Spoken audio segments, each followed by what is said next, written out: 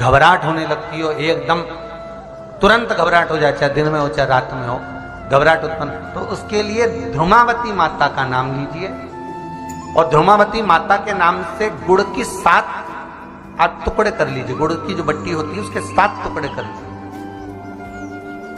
और ध्रुमावती माता के नाम से जहां पर गौरी और शंकर दोनों विराजमान हो, तो शंकर भगवान का जहां शिवलिंग हो और शिवलिंग के साथ में पार्वती जी शंकर के साथ नीचे ही बैठी हो, सामने दीवार पर या ऊंचाई पर ना।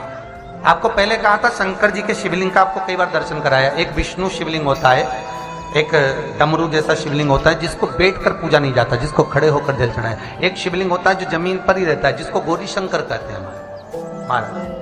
तो गौरी शंकर का स्मरण कर कर, उमा महेश का स्मरण कर कर, जो शिवलिंग जमीन पर हो और पार्वती जी भी जमीन पर ही स्थापित, गौरी शंकर का स्मरण कर कर शुक्रवार के दिन शंकर भगवान पर प्रदोष काल में समय के शाम के समय पर सूर्य अस्त के कुछ ही क्षण में वो गुड़ की डिलियां आप शंकर भगवान को चढ़ा दीजिए और गौरी माता का स्मरण कर कर उसको उठाकर ले आइए।